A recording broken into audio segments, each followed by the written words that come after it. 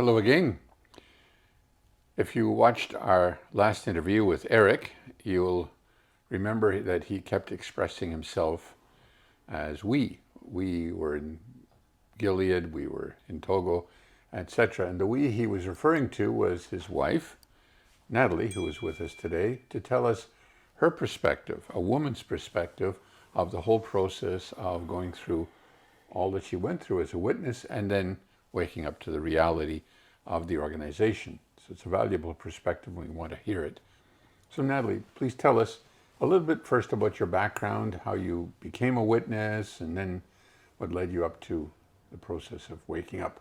Okay. Well, I was born and raised in a family of witnesses. My parents were, my father, he didn't grow up as a witness, but he discovered it. He was around 18, something like that, and he very quickly became a pioneer and was sent to Gilead. So he was a missionary. Came back to France at that time because it was still a new territory. There was a lot to do, and became a circuit overseer. Then he met my mom. They were in the circuit overseer altogether. Yeah. And then they got a family, and they tried to raise us as good Christians, with love and kindness, and not too strict, which I loved, because I Yeah. know it's not always the case. Right. And but I mean, still, it was hard in itself already to be, put on the spot, because we were a family. The father is an elder, and we had to be kind of perfect, Right. It's not that my parents wanted that absolutely, but it's the way it should be. Yeah. And that was hard in itself. Right. Right. And then I got baptized when I was 16. Then became a missionary with my husband. And well, that's my background. All right. And what caused you to wake up? I think it was a gradual process. Of course, some of the doctrines, my husband would share with me his findings, and I agreed. But I had to think. I didn't agree right away. I wanted to check myself and to think about it, to see if it was if it was true. Yeah.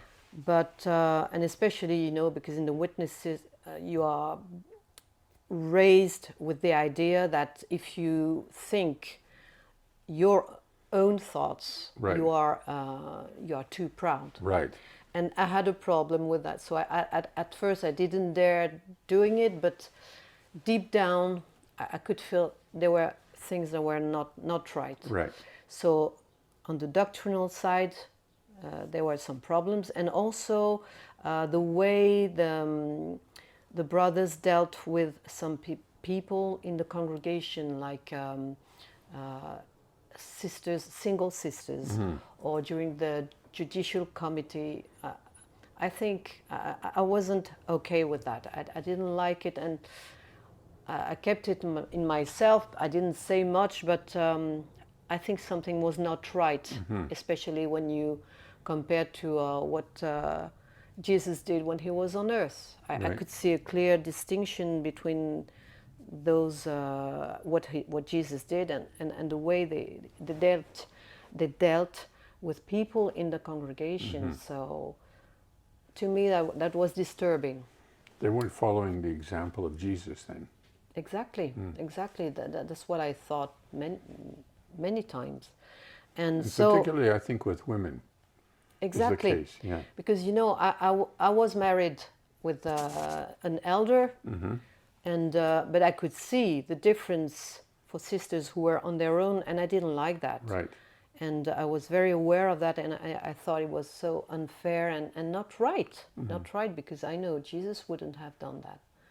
So all these things put together led me to, to think. But in the same time, I was thinking, look, remember what happened at the time of the Israelites? They were God's people, and things went wrong so many times. But still, they were God's people. Right. So that was my reasoning at first. But then came this thing about the Australian Commission. Yes, the Royal Commission. Yeah, and the fact that there were so many cases of abused children among the witnesses. I mean, it was not only about the witnesses; it was about many religions. Sure. But the witnesses were in there, you know, Yeah. and I found that so shocking, and especially what the brother Jackson said. You know, I know my husband mentioned it, that we're not so presumptuous as to think that we are God's channel. Right. And I thought, what? Yeah. Did I hear it right? Yeah. You know, because that's not what they say in the congregations. No. So what is this behavior? It's not right. It's not it's not right, and it's hypocritical. Yes. So and because it was about the children being abused, and there were so many, and I knew that if that was the case in Australia, it was the same all over the world. Absolutely. Yeah. I thought, no, this is too much. And that's what gave me the head start to say, okay, now I accept the fact that definitely we are not God's, I mean, they are not God's channel. No. And we are not the only God's people on earth today. That's not true. Right. Anyway, I didn't like that idea before either, because it was a bit disturbing to me Yes. to think that. And then from there, I had proof after proof that it was not, we were not God's people, Right. you know. And ever since then, I don't regret my decision of having to not follow them anymore, because I mean, it's not that I wanted to follow men. I wanted to follow the Christ, but Right. through them. But no, I couldn't do that anymore, and I realized, sad to say, even more so how wicked they can be. Yeah. And even, you know, they tell lies all the time. Yeah. I mean, most of the time. And who is the father of the lie? You know, but it took me some time to accept that idea. Even at Very first, hard. when I had to when I left, Yeah. I couldn't tell myself they are the children of the devil, No. because for me it was too much. Right. But now I can say it. I mean, it's the reality. Yeah. It's very sad to say, but it's the reality. They tell so many lies, and it's not right. Just as the Pharisees were the holiest of men in Israel, or at least considered to be the holiest of men, and yet Jesus said, your father is the devil, Yeah. because he was the father of the lie, and you're liars. And so you have in all religions men who present themselves as very holy, like the governing body, but we judge them not by what they claim, but by their fruits, what they Exactly. produce. Exactly. Fruits of the lips, in this case, isn't truth. Very interesting. So one question that has come up many times, and I think it really applies to both you and Eric, because you devoted so much of your life to the organization, sacrificed so much in so many ways that you could have done, devoting yourself to the missionary work, and etc. Was it a waste? Oh, no, not at all. I don't consider it a waste, because, you know, first of all, I did it for God. Yeah. And I don't regret what I did for God. I tried my best. What else could I add? I hadn't. We had discussed that previously. Like, there's two outcomes. Some feel they wasted their life and then they go and become atheists. they don't believe anything. You didn't do that. No, I never thought, oh, how come have I been fooled this way? How come did God allow this to happen? No, it's not him.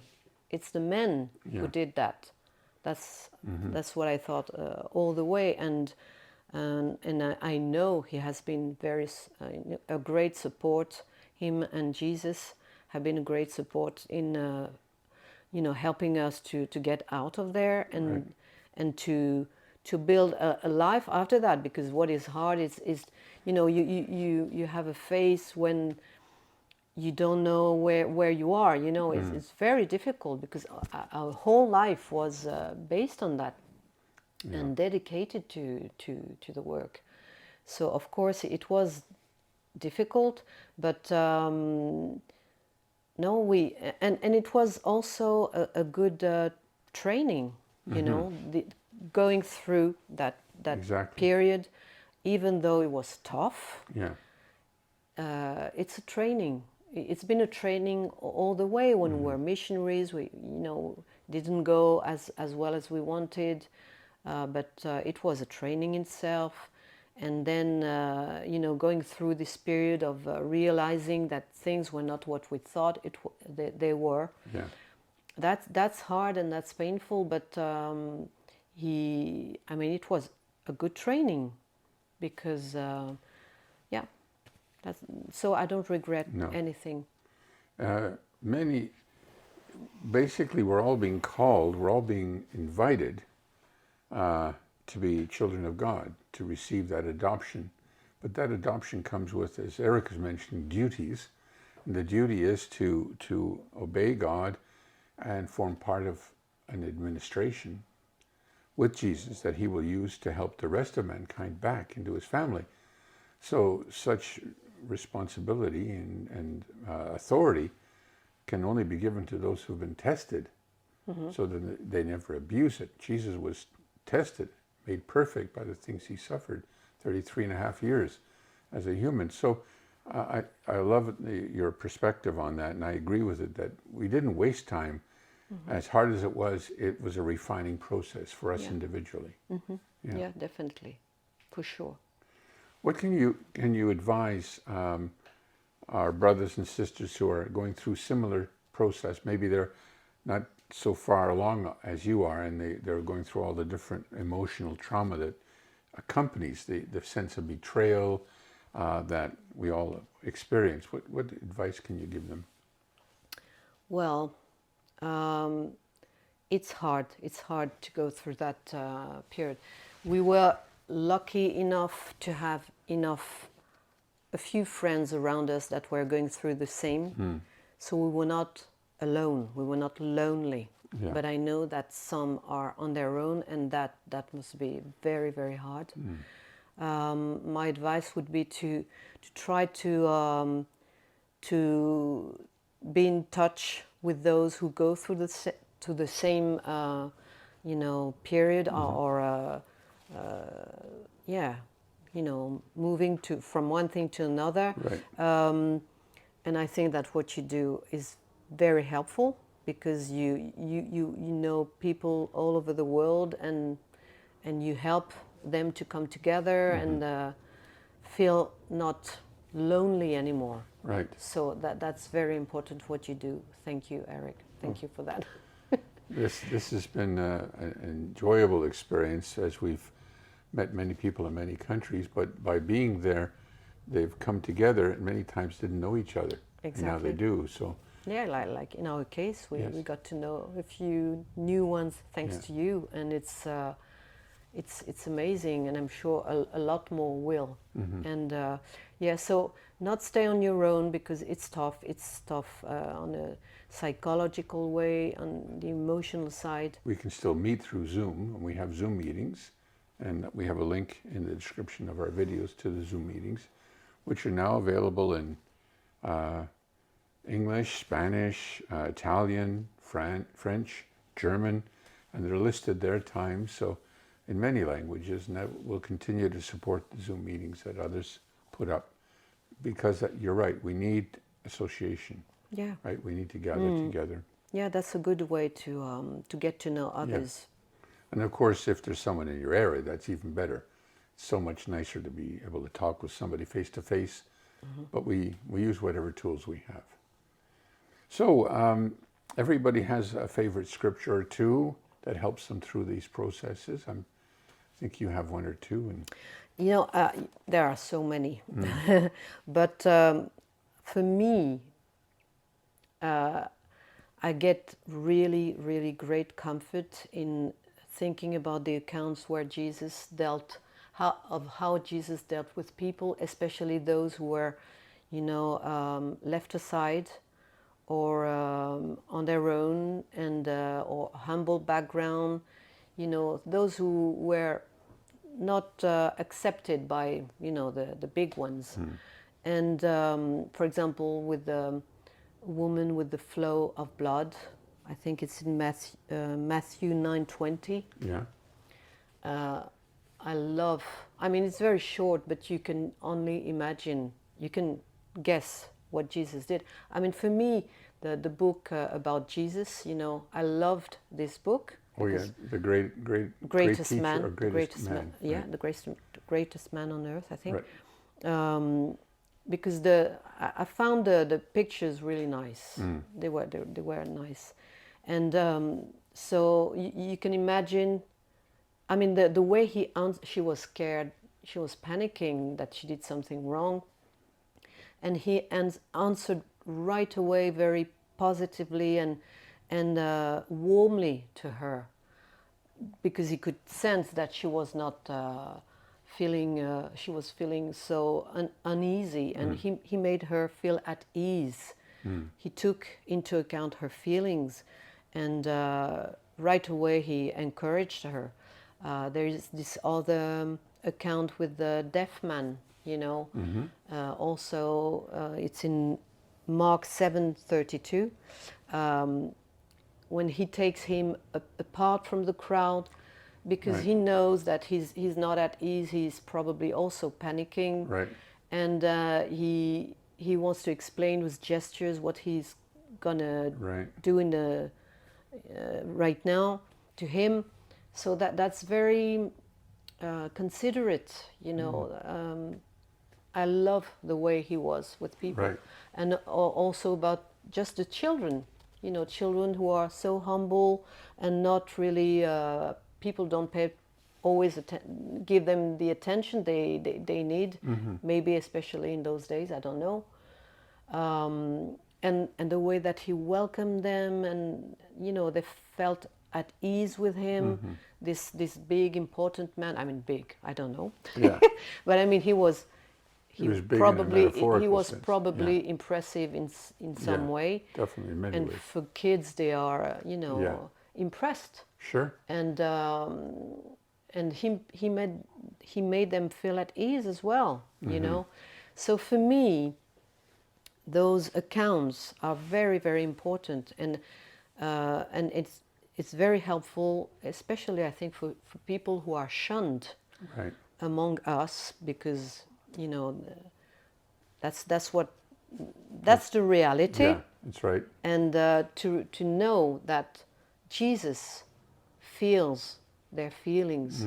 He knows, and he understands, and he would be here today. He would say, okay, my brother, my sister, that's okay. I'm here. I understand your feelings. Yeah. And knowing that he's the perfect reflection of his Father, we know that if God was here on earth, he would do the same. Right. So for me, that's the thing I keep going back to, thinking about the way Jesus dealt with those people who were not, accepted or were looked upon, and I find really great comfort, and it's good to remember that we are, if we have faith in Christ, that we are, children of God, and it's very, very comforting. Excellent. Thank you so much. You're welcome. Thank you too. And thank you all for watching. This is Pont l'Évêque, Saint Félicien, Roquefort, Saint-Émilion. Saint-Émilion Grand Cru. So it's Saint-Émilion, but even a bit more up there. So good.